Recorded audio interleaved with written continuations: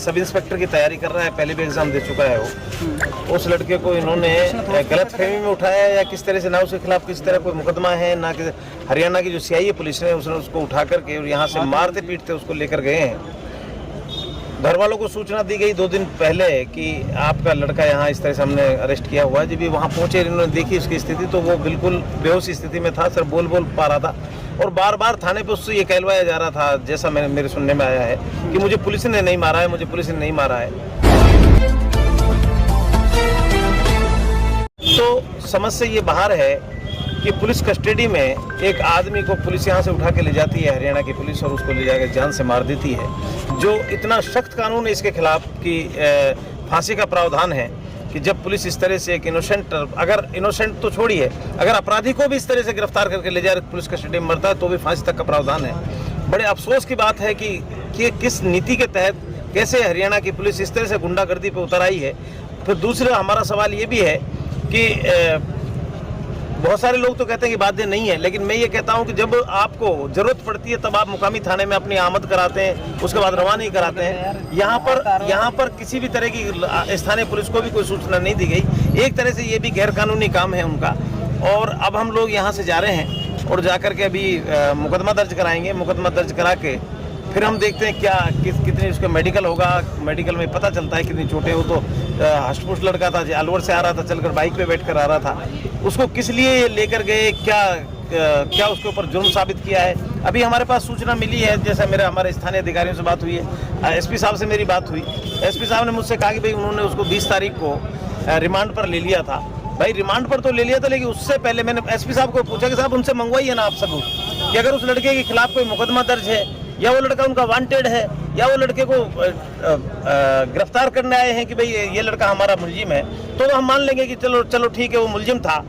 मार मुलजिम को भी नहीं सकते, फिर दूसरे तरीके से बात करेंगे। लेकिन इस लड़के के खिलाफ किसी तरह का कोई जुर्म नहीं किया, इसने कोई गलत काम नहीं करता। पढ़ा लिखा लड़का, बड़ी मुश्किल से हमारे समाज में लोग पढ़ पाते हैं, और कोई लड़का पढ़ पाता है तो उसको जो पढ़ के अपनी नौकरी की तैयारी करता है उसको इस तरह से मारा और काटा जाता है। ये और वो भी सरकार के आदमी, सरकार के नुमाइंदे। अगर सरकार के अधिकारी कर्मचारी ऐसा काम करेंगे, पुलिस के लोग ऐसा काम करें तो इससे बड़ी बुरी बात और इससे निंदनीय बात कुछ हो नहीं सकती। लगातार पुलिस ये कह रही है कि वो साइबर ठगी का आरोपी है, हरियाणा पुलिस कह रही है वो साइबर ठगी का आरोपी है।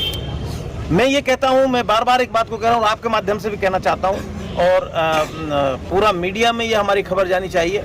अगर वो पुलिस वाले ये कहते हैं वो साइबर ठगी का अपराधी है तो उससे पहले का जुर्म उसके खिलाफ बता दें, या उसके नाम कोई एफआईआर दर्ज बता दें, या इस जिस एफआईआर में उसको अनुसंधान में इन्होंने मुलजिम माना है अब। क्योंकि जब ये देखिए, मैं आपको बताना चाहता हूँ, जब इस लड़के के साथ इन्होंने मारपीट की है और इस लड़के को बुरी तरह मारकर घायल कर दिया है, तो इन्होंने अपने अनुसंधान में दिखा दिया कि ये भी हमारा वांटेड है। लेकिन साइबर ठगी में आदमी कैसे वांटेड होता है?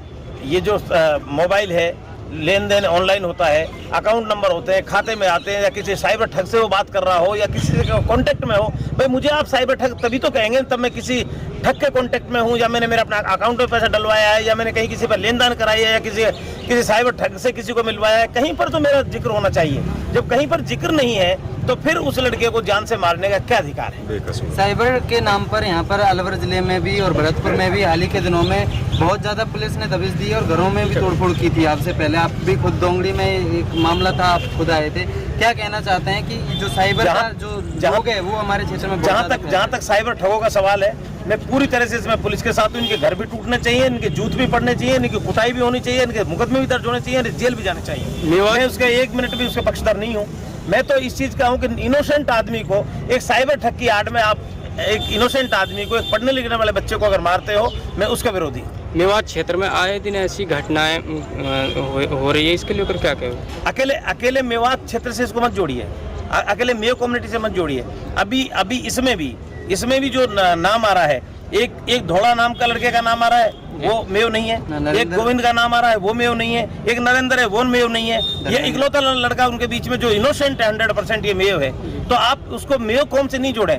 मैं ये मानता हूँ कि पूरा मेवात इलाका जो है, जिसमें सभी जाति के लोग हैं, ये इस बीमारी का बुरी तरह से चपेट में आ चुका है। और हम हिंदू, मुस्लिम, सिख, ईसाई सभी समाज के लोगों का इसका दबकर विरोध करना चाहिए और ऐसे लोगों को सामाजिक रूप से बहिष्कृत करना चाहिए। ये हमारे लिए, हमारे इलाके के लिए, हमारे समाज के लिए बहुत बड़े नुकसानदायी है। हरियाणा में ही नासिर जुनैद की हत्या हत्या हुई थी और अब हरियाणा पुलिस की कस्टडी में सैकुल को मार दिया गया है, जैसा कि परिजन और आप आरोप लगा रहे हैं, क्या वास्तव में सैकुल की हत्या पुलिस के द्वारा की गई है, क्या मानते हैं आप? हरियाणा पुलिस बेलगाम है, हरियाणा पुलिस गुंडागर्दी पर उतरी हुई है। हरियाणा पुलिस का जहां तक सवाल है, मैं बताता हूं कि नासिर जुनैद की तो गुंडों ने हत्या की थी, लेकिन पूरी तरह से पुलिस का संरक्षण उनको प्राप्त था। यहाँ तक कि मैं तो हमारी पुलिस से कहना चाहता हूँ कि बहुत इनको जवाब देने का बहुत अच्छा मौका था। जब नासिर जुनैद के हत्यारों को पकड़ने के लिए हमारी गोपालगढ़ की पुलिस जाती है, राजस्थान की पुलिस जाती है, तो वहाँ की पुलिस झूठा उनके खिलाफ मुकदमा दर्ज कर लेती है। इनको भी इनके खिलाफ तत्काल कम से कम इतना तो बनता ही है कि आपने हमारे यहाँ आमद और रवानगी नहीं दिखाई, तो आप किस आधार पर हमारे उसको ले गए। और मैं अभी आला अफसरान से बात भी कर रहा हूँ, मेरी आईजी साहब से बात हुई, मेरी एसपी साहब से बात हुई, मैं सबसे बात भी कर रहा हूँ। मैं कह भी रहा हूँ कि आप लोग क्यों नहीं इनको इस तरह का जवाब देते। जब हमारी पुलिस गुंडों को पकड़ने जाती है, हत्यारों को पकड़ने जाती है, जो इतने बड़े अपराधी उनको पकड़ने जाती है, हमारी पुलिस के खिलाफ झूठा मुकदमा दर्ज कर ले, तो आप क्यों नहीं दर्ज करते? क्यों इतनी शराफत दिखा रहे हो, क्यों इतनी शालीनता बरत रहे हो इनके खिलाफ? ये भी हम बात कर रहे हैं, क्योंकि इन्होंने ये अपराध किया है और अपराध यहाँ से उठा करके लेकर के गए हैं। लेकिन क्योंकि कानून के हिसाब से उन्होंने जाते ही उसको अरेस्ट दिखा दिया, तो इसलिए हमारी पुलिस यहाँ की इसमें कमजोर पड़ गई कि भाई उन्होंने मुलजिम को अगर 1-2 दिन रोक भी लेते तो भी उन्होंने सेम डे जाकर के उसका रिमांड ले लिया। अब रिमांड लिया है, जब ये भाई जब तो स्वस्थ ही होगा ना वो, फिर पुलिस कस्टडी में कैसे मरा, इसका जवाब हमको चाहिए, वहाँ की पुलिस से चाहिए और भारतीय जनता पार्टी की सरकार से भी चाहिए, भारतीय जनता पार्टी के नुमाइंदों से भी चाहिए और भारतीय जनता पार्टी की जो वकालत करते हैं उससे भी चाहिए कि आप लोग एक इंसान की कीमत को कुछ नहीं समझते, इंसान को इस तरह से मार देते हो। इसका जवाब दीजिए कि आपकी पुलिस इस तरह से वैसी बनी हुई है, आपकी पुलिस इस तरह से गुंडागर्दी पे उतरी हुई है, आखिर गुंडागर्दी कब तक चलेगी? अब आगे की रणनीति आपकी क्या रहने वाली है? क्या अभी फरीदाबाद जाएंगे, क्योंकि हमारे यहाँ का प्रकरण ये नहीं है। उन्होंने उनको अपने अनुसंधान में मुलजिम माना है, वो झूठा माना है, वो सब क्योंकि अपने बचाव के लिए। ये आप लोग भी जानते हैं, हम भी जानते हैं कि कई लोग क्या होता है कि पुलिस पकड़ने आती है और निर्दोष लोग जब उसमें पकड़े जाते हैं तो विरोध भी करते हैं, फिर बाद में पुलिस क्या काम करते हैं कि निर्दोषों को उठा के बंद कर देती है। कहीं ऐसा नहीं हो कि निर्दोष हमारे खिलाफ आवाज उठा दें। तो वो लड़का जो है वो निर्दोष था, उसने इनका यहाँ विरोध किया, विरोध करके उसको जो विरोध किया वो इनको अच्छा नहीं लगा और उसको उठा करके इन्होंने मुलजिम बना दिया। इसमें तो ये बहुत बड़ा क्राइम है, बहुत बड़ा अपराध है। देखते जाइए, हमें न्यायपालिका का पूरा विश्वास है, चाहे दुनिया की कोई भी ताकत नहीं है कि जो इन दरिंदों को फांसी के फंदे से बचा दे। अब चुनाव आ रहा है, चुनाव में ऐसी घटनाएं और लगता है सामने आए, तो आपका इस मामले में क्या कहना है कि चुनावों में कई बार इन चीज़ों को मुद्दा बनाया जाता है? अब देखिए, मैं खैर यहाँ इस मसले पे यूँ बात नहीं करना चाहूँगा कि ये हमारे स्टेट का मसला नहीं है, ये हरियाणा का मसला है। और जिस सरकार के वो लोग हैं, जहाँ के लोगों ने मारा है, वहाँ भारतीय जनता पार्टी की सरकार है और उनका एक सूत्रीय कार्यक्रम रहता है, किसी भी तरह से मुस्लिम को टारगेट कीजिए ताकि ज़्यादा से ज़्यादा वोट का ध्रुवीकरण हो। लेकिन अब देश समझ चुका है, देश की आवाज़ और तरह की बहने लगी है, देश में हवा और तरह की बहने लगी है, इसलिए अब ये सब चीज़ें उनकी चलेंगी नहीं, कितना भी हिंदू मुस्लिम करें, लेकिन लोग उनकी नीति को समझ चुके हैं। इसलिए कोई, हालांकि उनका टारगेट यही है कि 2024 आ रहा है, उसमें किस तरह से ध्रुवीकरण करके हिंदू मुसलमान करके और वोट को डाइवर्ट किया जाए, लेकिन अब ऐसा नहीं होगा। लेकिन मैं इस चीज़ को इससे नहीं जोड़ना चाहता। ये एक अपराध किया है, हरियाणा पुलिस ने अपराध किया है और हम सख्त से सख्त उनके खिलाफ कार्रवाई करें। शुक्रिया। यदि आपको लगता है कि हम समाज के लिए बेहतर कार्य कर रहे हैं तो आप हमारे चैनल की पेटीएम फोन पे के माध्यम से आर्थिक मदद कर सकते हैं।